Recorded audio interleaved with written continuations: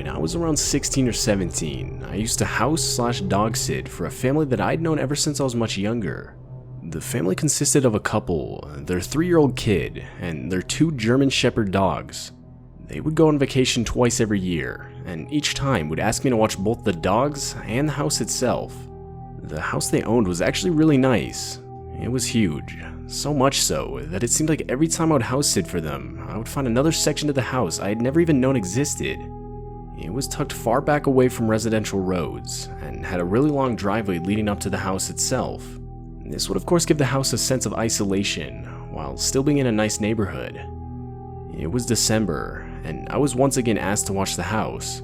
I didn't mind, as my school was on break at the time, and it actually allowed me to make use of the extra time by earning a little extra cash. Everything began as usual.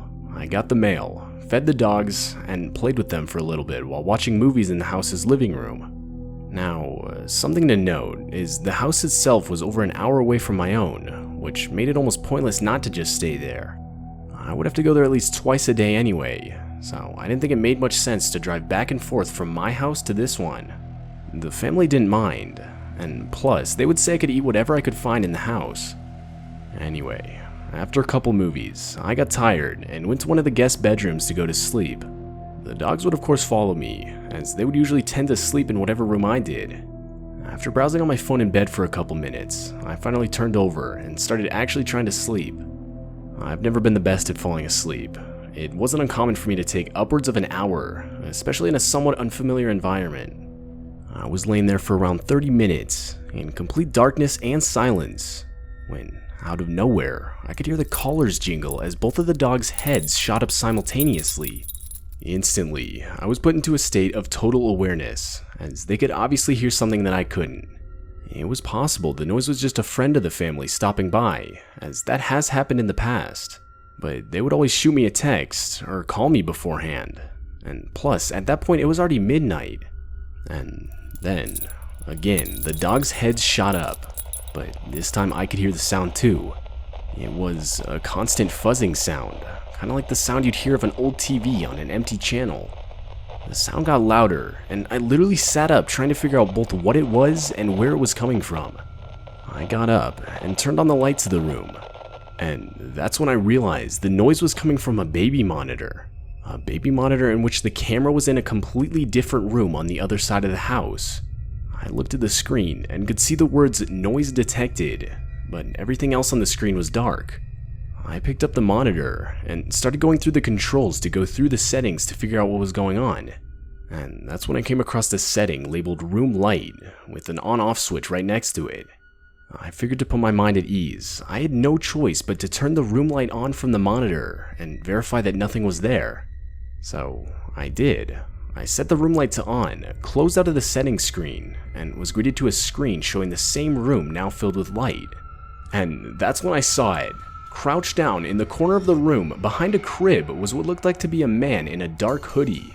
I squinted at the screen, desperately trying to prove to myself that what I was seeing wasn't actually a person. But when in reaction to the light, the figure got up and sprinted out of the room, is when the reality of the situation truly started to set in. I was not alone in that house. Realizing this guy could find where I was, I locked myself in the room I was staying in. All the while, the dogs were now barking like crazy. Thinking quick, I would grab my stuff, open the window to the bedroom, and full-on sprint towards my car. Once I got inside, I would immediately lock the doors and speed out of the driveway. As I was leaving, I caught multiple glances of the house, but saw nothing out of the ordinary. I was absolutely horrified and would frantically call the family multiple times on my drive home, but most likely due to the time of night, they wouldn't answer. So I decided once I got home, I would leave them a text explaining everything that had happened. The family was scheduled to come back the next afternoon anyway, so I figured it wasn't my problem to worry about anymore. Later the next day, I would receive a text back from the family showing me compassion for what I had experienced, but ultimately they would say how when they arrived back to the house, absolutely nothing was out of the ordinary, other than the dog still being locked in the guest room. If I'm being honest, I don't think they believe me whatsoever, but I know what I saw that night. I've never felt such a deep, electric sense of imminent danger like I did when looking at that baby monitor screen. When the family asked me back a few months later, Though I really could have used the money, I would politely decline the offer.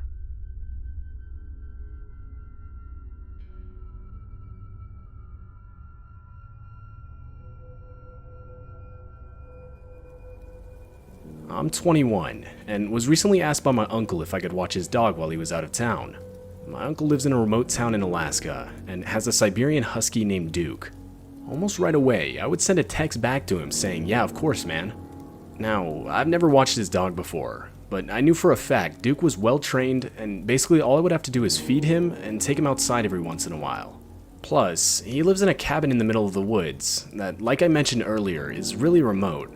I'm talking neighbors miles away kind of remote. So, with how busy and stressful my job has been lately, I was actually really looking forward to it. I decided it was the perfect idea to invite my girlfriend over to stay with me as I watched Duke. Because, I mean, it wasn't like I was just going to show up twice a day or anything. I figured I'd just stay at the house the whole time. The first few days were completely normal. Well, I guess other than it snowing pretty much the entire time we were there, which, all things considered, actually wasn't too unheard of for Alaska. It was now the last night before my uncle would get back into town, and me and my girlfriend had the fireplace going while we were watching a movie with Duke in the cabin's living room.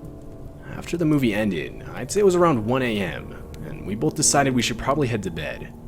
As we were walking to the bedroom, I couldn't help but notice how much the wind and snowfall had picked up outside.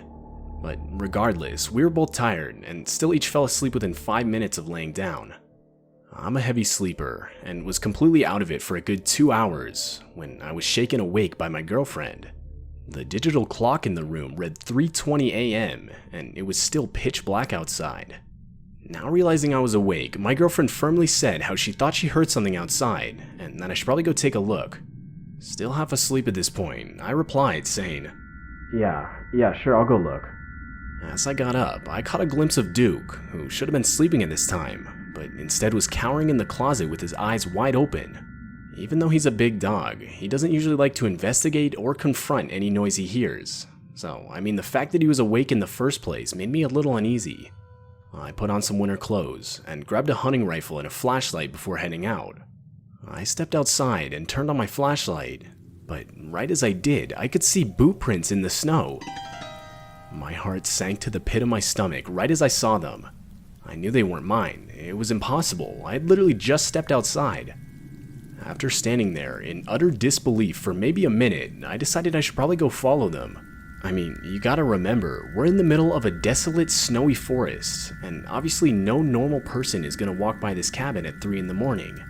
I figured my uncle would want me to find out who it was. And plus, if it was somebody with bad intentions, I'm a 6'5" dude armed with a rifle. What's the worst that could happen? And so I did. I followed the footsteps. I quickly realized that they had straight up come out of the forest, did a circle around the cabin, and went back in the same direction they had come from. I'd say it was maybe 3 minutes of following the footsteps into the forest, when, horrifyingly, a black smudge was revealed in the distance by my flashlight. I stopped in my tracks, trying to discern what I was actually looking at. It was a man. Like an actual person, just standing there and holding a very large black bag over his shoulder. He had his back to me, so I couldn't see his face. The dude literally had no reaction to me pointing my flashlight at him. I tried to bring myself to yell out to him, but I couldn't do it. I mean, the whole situation was straight out of a nightmare. Adrenaline building up, I did the only thing I could. Turn around and sprint back to the cabin. The whole while, I swear, I could hear footsteps behind me, but I didn't look back. When I got to the cabin, I ran inside and slammed the door shut. My girlfriend gave me a look of both fear and confusion. I firmly told her to pack her stuff because we needed to leave. Without even asking why, she complied. I also packed my stuff, and we were ready in no more than 3 minutes. We grabbed Duke, opened the front door, and sprinted towards the car. Once we got inside and turned on the car, to my complete horror, the headlights revealed the same man in the tree line. My girlfriend saw it too, and needless to say, we got out of there as quick as we could. On our way back into civilization, I would explain everything to my girlfriend. We would also call my uncle, who surprisingly answered. After explaining what we had encountered, he replied saying, "Yeah, that's really creepy, dude. I'll check it out tomorrow once I get back." My uncle would later claim that once he arrived back home, there were footsteps practically everywhere, as if the guy had just been pacing around the whole yard. but the guy himself was nowhere to be seen, and was never seen again. To this day, I have no idea who we really saw that night, or what was in the abnormally large bag he was carrying around. I didn't even see the guy's face, so obviously there's not really much we could report to the police. Neither me or my girlfriend have house or dog sat ever since, and I don't think that's going to change anytime soon.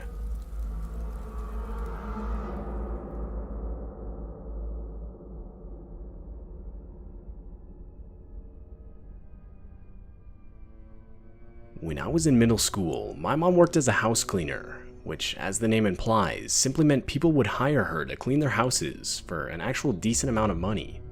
More often than not, the houses were both big and expensive, and a lot of the time, my mom would become good friends with the owners of the houses she cleaned. One of the homes was owned by an older couple who had no kids but had a huge house and a really nice pool that they always invited me and my siblings to come swim in. It basically became a routine. Every time my mom was asked to clean the house, us kids would ride along so we could go swimming. I remember one day, the owners were talking about a vacation they were planning on going on, and suggested one of us kids could stay at the house and watch their dogs while they were gone. And instantly, both me and my sister both volunteered without hesitation.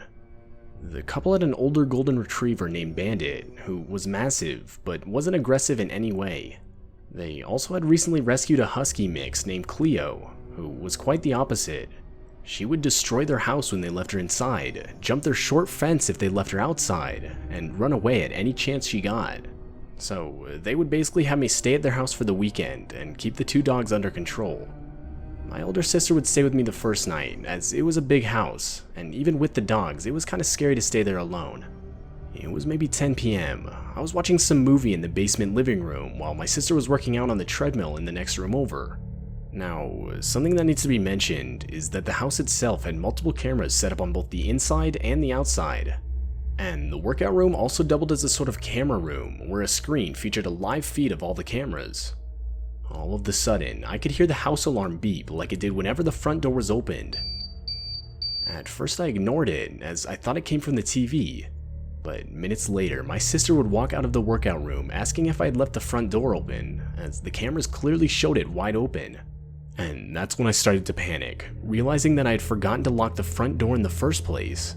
I would frantically explain to my sister both the alarm I heard and how I'd forgotten to lock the front door. But she calmed me down, saying that if someone was in the house, the dogs would have been going crazy. The dogs were just laying there in the workout room, and we both agreed they would have at least gotten up to investigate if someone had come inside. We both closed and locked the door, and decided that at this point we should probably just go to bed. But before we did, we went around the house and made sure all the doors and windows were completely locked. We then locked ourselves in the guest bedroom with the dogs, and eventually fell asleep. A couple hours later, we both awoke to both dogs growling at the door of the room. Now, it was fairly normal for Cleo to bark and growl for no reason, but Bandit had never barked or shown any signs of aggressiveness at all, so immediately we knew something was wrong. We tried to think of any logical explanation as to what could have made them so aggressive.